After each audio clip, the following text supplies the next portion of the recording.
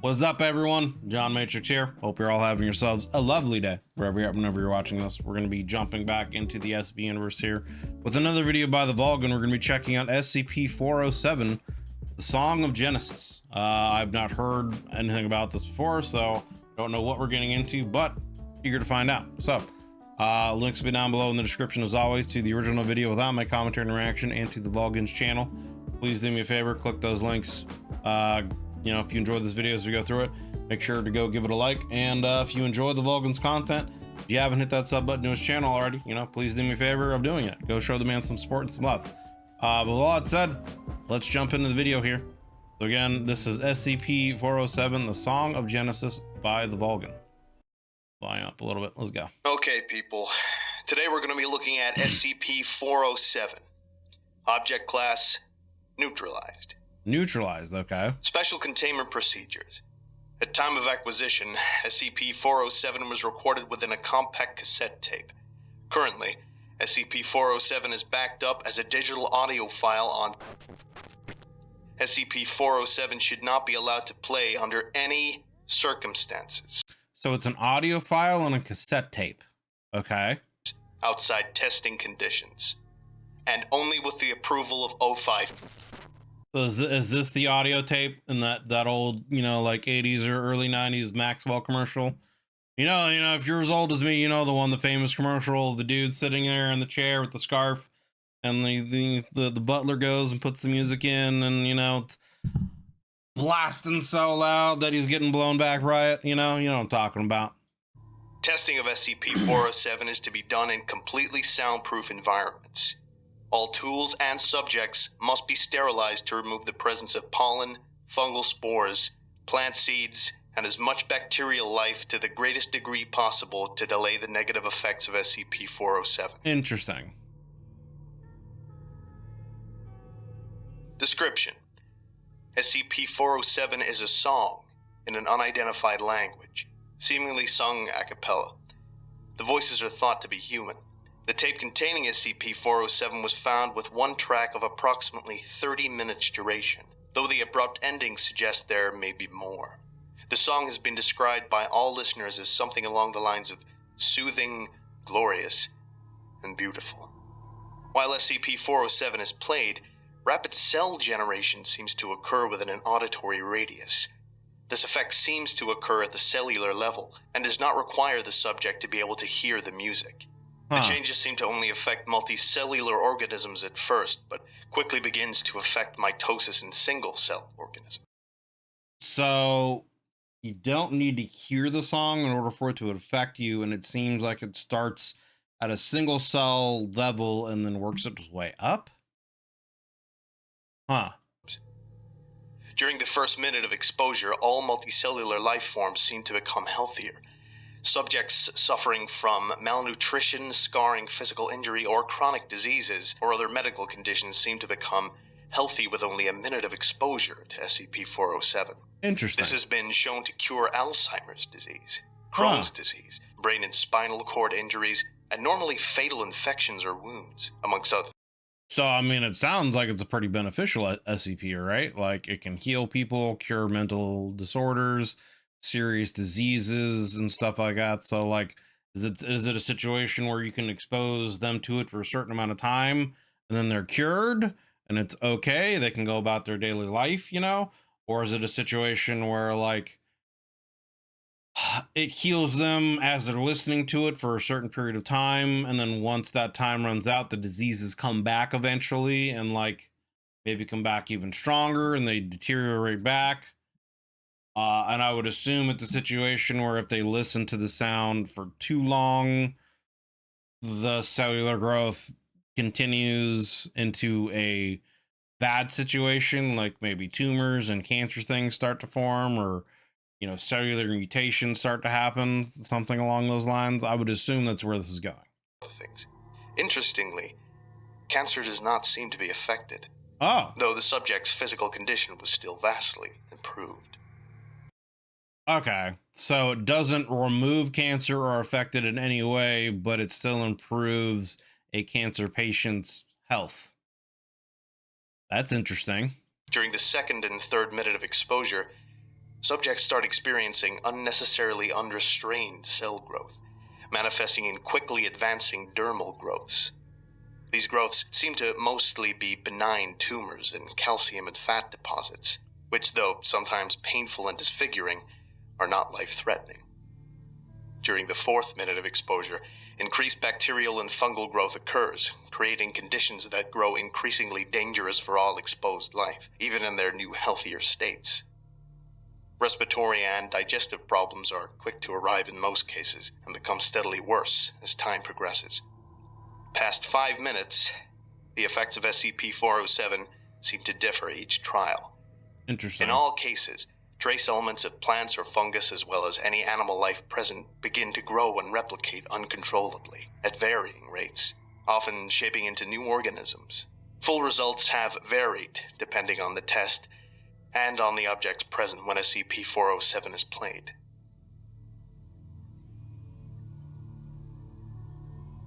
This is Addendum 407-01. SCP-407 was found in the home of Professor of who had recently returned from research in the Amazon regions of northern Brazil. Agents were first alerted to a possible SCP when... Huh. So I assume that this tape is an audio recording of some song he heard from potentially maybe some kind of tribe out the Amazon or something else that has this effect. And the audio just carries through the tape. This is Addendum 407-02. The mold that eventually resulted from SCP-407's second test seems to be some sort of cordyceps fungi, noted to be similar to mold encountered by SCP-507.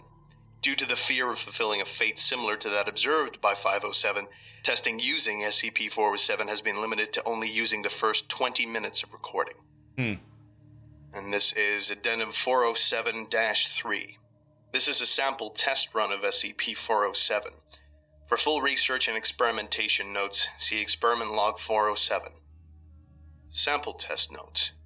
Test 2, SCP-407 played for 28 minutes and 32 seconds. Within chamber. 1 D-Class personnel, unsterilized. 25 seconds. Subject reports feeling... So they're going over a D-Class being exposed to it for an extended period of time and what happens to them, I think. So 25 seconds, what happens here? Soothed by the music, and of feeling stronger and more invigorated. 45 seconds. Liver spots and scars previously seen are shown to disappear. 2 minutes 20. Subject appears to have physically grown an inch. Increase in musculature is noticeable. Interesting. 3 minutes 40. Subject reports intestinal pain. 4 minutes 20. So I assume the bacteria in his gut now is like expanding and growing. Subject begins vomiting. From vomit, plants are seen growing and slowly rooting into the tile floor. Yeah. 4 minutes 50. Subject starts developing rashes and growths on skin. 5 minutes 30. Heavy dermal disfigurement. Subject panting heavily, begging for help. Great pain reported. 6 minutes 10. Subject falls to ground and ceases to move. 6 minutes 45. Subject's body is quickly covered in what is thought to be fungal infections. Plant growth is observed to be growing from the subject's mouth, then eye sockets. So yeah, like all the bacteria and fungus and whatnot that's in his body is now overgrowing and protruding out of his system and like going wild. Interesting. So I mean, it seems like up for the first maybe couple of minutes, it has a very like health benefit effect with, you know, possibly even age reversal to an extent because the subject gained muscle mass and grew, you know, an inch or two, it said. So there could be like potentially maybe even a slight anti-aging thing happening there. But then after a certain amount of time, it seems like, you know, the gut biome in his system and any other kind of fungal stuff that's going on in him is starting to take over and grow wild and probably eat him from the inside out, as well as just bursting out of him, which I could imagine would be excruciating. 7 minutes 30. Subject is by this time unrecognizable, covered in molds and plant shoots. Body bursts as a banana tree emerges from the subject's intestines What? and proceeds to grow to maturity within seconds. A banana tree? 8 minutes 45. Plant and fungal growth has begun to spread throughout the testing chamber. What appears to be moss and weeds cover the floor. Now, I mean, the other crazy thing you think about this, right? Like, could this SCP be used to like grow crazy crops in certain areas? Like talk about, solving food shortages and issues, man. Like plant a bunch of seeds and water them and start playing this music and have them grown into full maturity within, a matter of minutes and ready to, be eaten. 9 minutes 30. Several shoots, stalks, bushes, and even small trees have appeared. Banana tree is no longer recognizable. The tree has grown thick and is covered with foliage and fungal growth. 10 minutes 30. The air is heavy with pollen and spores. Vision into testing chamber is difficult. 11 minutes 30. Movement is heard within the chamber. Several different small insect-like creatures are observed. Creatures are seemingly made of plant matter. Like a whole new type of plant evolution is like literally happening right before our eyes. It's pretty fascinating, honestly, even though it came at the cost of, this person's life. It's interesting just seeing, again, like I said, there's this whole other kind of new evolution happening. 17 minutes 30. I mean, this could potentially be, a window into how life really started, at least plant life, and how things evolved, in the early stages of the Earth cycles. For the last 6 minutes, creatures made of plant matter have been observed to rapidly regenerate, grow to maturity, kill and eat other creatures, and then be eaten themselves. Creatures increasingly progressing in size as time increases. Starting to sound kind of like very Zerg or Tyranidish here. 19 minutes. Medium-sized mammalian creatures are observed. They seem humanoid and bear a resemblance to initial subject. 21 minutes. Large fungal stalk is observed to grow from one of the mammalian creatures. Stalk end bursts, dispensing white spores. 22 minutes. Plant growth is still lush, but everything begins to become coated by a layer of mold. It's fascinating because it does sound like just a rapid cycle of evolution of death, rebirth, death, rebirth. Sorry, I had my mic there. Death, rebirth, death, rebirth, death, rebirth. But like the idea that his original DNA is still there, the mammalian like creatures looking similar to him, right? So like, I don't know, that also just kind of brings up ideas of, again, cycles of life and death. Did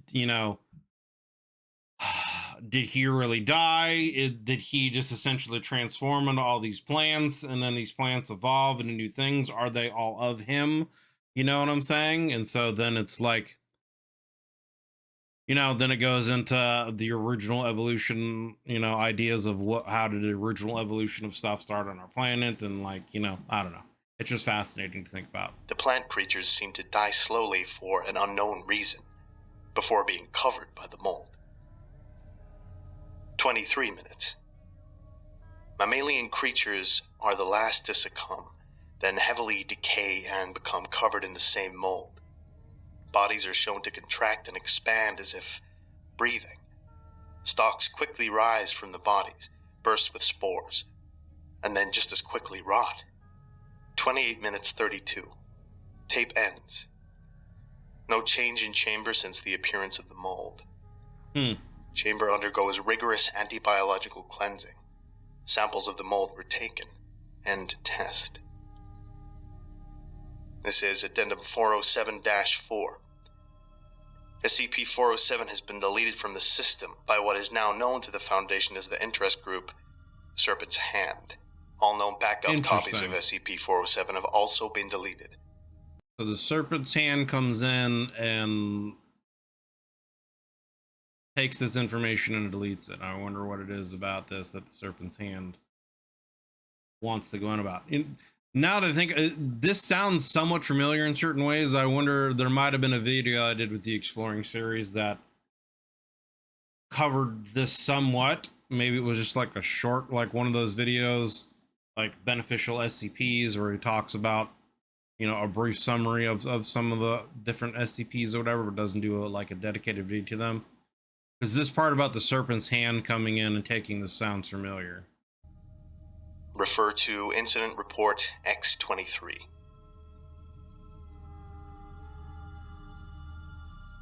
This is Security Breach Incident X-23. On the X-23, isn't that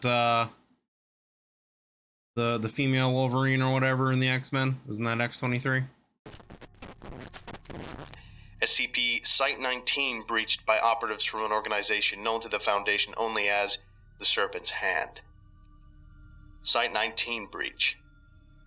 The breach of Site-19 seems to have been the second of two break-ins into SCP properties by known to the Foundation as LS. This individual was responsible for a previous security breach, having coordinated the theft of SCP-268, though it is evident from video surveillance that SCP-268 was involved in this infiltration. The intruder known as LS seems to have simply walked into Site-19. The intrusion seems to have been for the purpose of using SCP-914. Knowledge of the intruder's use of SCP-914 can only be assumed due to the intruder's interruption of Dr. during routine testing. Dr.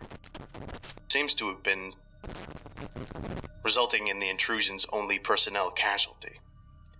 SCP-407 seems to have been deleted from the Foundation's system during this time, so it can only be assumed that the individuals involved are responsible. Whether this means the file has been completely destroyed or possibly in the hands of a rogue group is unknown. A short printed note was found in SCP-914's chamber. This note is the only insight the Foundation currently has of the group responsible for this incident. See Document X-23-01. Dear Sirs of the Foundation, behind the guns and protocol, you hide, desperately chaining the ineffable. Yourselves, stuck within your own self-wrought, pitiful cages of fear and ignorance. You think yourselves the shepherd guarding the flocks of the unwise or the night, but you were so shaken by doubt and fear that in your bewildered arrogance, you would vainly seek to chain the sun itself unto the heavens to hold back the daily night. The delivering angels themselves you contain with 3 digits and 4 walls. Do you not see the blindness with which you walk and swing your blade? On the final day, would you have us contain Black Suitor himself, with measures and science, and condemn ourselves to rotten stagnancy as you hold back his pure, cleansing fires? I do not ask you to act, but act with enlightenment and heart. Neither should one be seduced by the dark nor blinded by the light, but walk firmly in the twilight and gaze onto all realms. Walk the world of fire with bare feet, and you will find yourself without the scars you never knew you had. I leave you with one final truth. The garden is the serpent's place. The divinities of fear and order who come to walk in the cool evening air are only visitors. Do not fail to see the evil hiding in the light, nor the aromatic beauty of the palest flower of darkness. Signed sincerely, L.S. P.S.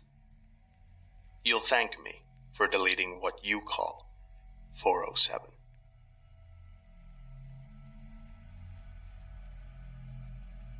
This was SCP-407, ending transmission. Interesting.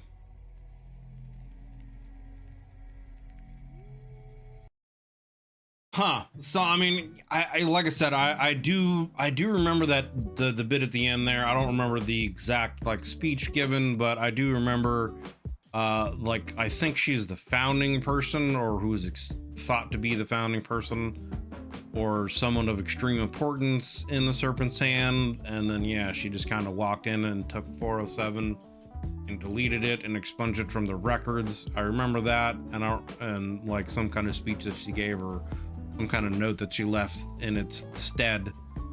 But yeah, everything again, I think this might have been part of some group of SCPs that the Exploring series did, and I hadn't really gotten more into detail about it. But it's fascinating, the idea of, again, this audio recording that I think it's like it's on a cassette tape, right? Like, so, and it's able to heal people and do all kinds of things like that, but then it seems to almost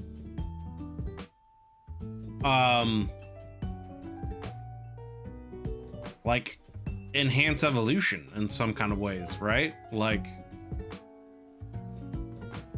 within 25 minutes we saw a cycle of life and death and rebirth based on this being this one person's DNA, and you know, all kinds of plant life, insects, and then mammals that looked like him originally, and then like cycles of that happening that eventually led to some kind of mold creation that consumed everything. And so like I wonder what it is it that is in this mold that is some kind of secret, right? Like what other secrets were in there that the Serpent's Hand didn't want the SCP to know of, you know? And you would think the Foundation would want to take samples of things as they're going along, right? Like samples of the various plant life that evolved in there, the insects, the mammals matched up with the original person's DNA, you know, see, because that would give a lot of ideas as to, you know, again, potential evolution on a grander scale. Did, you know, all life on our planet spring from the DNA of one creature that has then evolved and mutated in various ways to create all the variations in life that we have on our planet, you know? Could that be what an indication is from just this cycle that they saw? You know, we could give a big scientific insight on, you know, evolution and how things work. So I don't know, fascinating story and idea. And yeah, I just the questions that I would have would be, you know, what are the secrets that the Serpent's Hand are trying to keep away from Foundation? And it seems like it could be unlocking, there could be secrets there about the entire creation of life in the universe itself, potentially, because she'd mentioned, you know, we walk in, like something about the garden and divinity and stuff like that is their territory kind of a situation. So I don't know, but yeah, that was SCP-407, the Song of Genesis. Links down below in the description, as always, to the original video without my commentary and reaction, and to the Vulcan's channel. Please do me a favor, if you enjoyed this video as we go through it, give it a like, and yeah, if you haven't hit the sub button on the Vulcan's channel already, go over there and do that. You know, show the man some love, show him some support. Makes a lot of wonderful content for the SCP universe. If you'd like to join us when we do these reactions live, there is a join button underneath the video, as well as a link in the description to the YouTube membership benefits and tiers that I offer. We'd love to have you guys come in and join us as we, you know, do these videos. We'd love to have you guys join our discussions. Yeah, just come and hang out. So if that has any interest for you, check out the YouTube membership benefits and tiers that I offer, and see if you'd like to join and take support to the next level. Regardless, thank you guys for watching. Hope you all have yourselves a wonderful day. See you on the next one.